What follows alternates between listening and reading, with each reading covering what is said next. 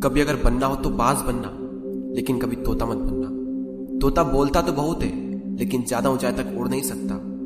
बाज बोलता बहुत कम है, लेकिन सबसे ऊंचाई पर उड़ता है, और बाकी पंछियों का राजा होता है एक बाज। आज मैं आपको 5 ऐसे पॉइंट्स बताऊंगा जो कि हर इंसान को बाज से सीखना चाहिए, और लाइफ की बहुत बड़ी लर्निंग है इन 5 पॉइंट्स में। पहला लेसन, ईगल फ्लाई अलोन। बाज अकेले उड़ता है और बाकी पंछियों के मुकाबले सबसे ऊंचाई पर उड़ता है।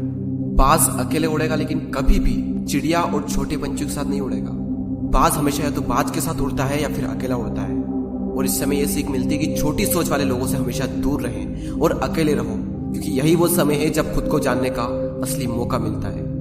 दूसरा लेसन, बाज का विजन बहुत ज्यादा क्लियर होता है और बहुत ज्यादा स्ट्रॉन्ग होता है। बाज अपने शिकार को 5 किलोमीटर दूर से ही देख लेता है, और जब एक बार उसे अपना लक्ष्य दिख जाता है तो उसके बाद चाहे रास्ते में कितनी भी मुश्किलें क्यों ना आए, वो अपने लक्ष्य को हासिल करके ही दम लेता है। इससे भी एक बहुत बड़ी सीख मिलती है कि अपना विजन क्लियर रखो और उसे हासिल करने में फिर चाहे कितनी भी मुश्किलें क्यों ना आए, पीछे मत हटो उस बाज की तरह। तीसरा लेसन, बाज कभी भी मरे हुए जानवरों को नहीं खाता, वो हमेशा जिंदा शिकार करता है। और इससे हमें यह सीख मिलती है कि जो हमारा पास्ट है वो मर चुका है, तो अपने उन मरे हुए सड़े हुए थॉट्स पर ध्यान मत दो और अपनी आने वाली ताजी फ्रेश जिंदगी पर ध्यान लगाओ।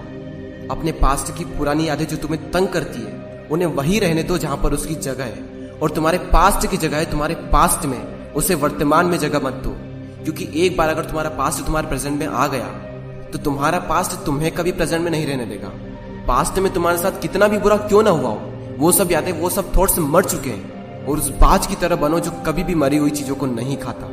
चौथा लेसन, जब आंधी तूफान आते हैं तो बाज बहुत ज्यादा एक्साइटेड हो जाता है। जब बारिश होती है तो सारे पंछी छिपकर बैठ जाते हैं, लेकिन बाज को बड़ा मजा आता है। जब तेज हवाएं चलती है तो बाज उन हवाओं के सहारे और तेजी से ऊपर की ओर उड़ता है, और ऊपर उड़ते उड़ते इतना ऊपर उड़ जाता है कि बादलों से भी ऊपर पहुंच जाता है।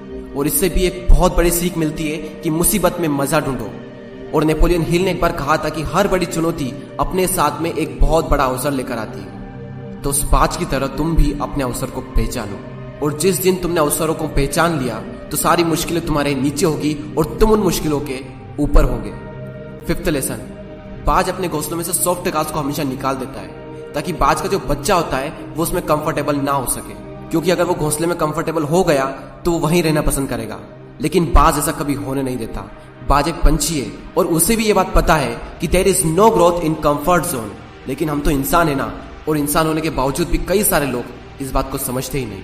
आप जितना ज्यादा कंफर्ट जोन में रहोगे, आपकी लाइफ आने वाले टाइम में उतनी ही ज्यादा अनकंफर्टेबल हो जाएगी।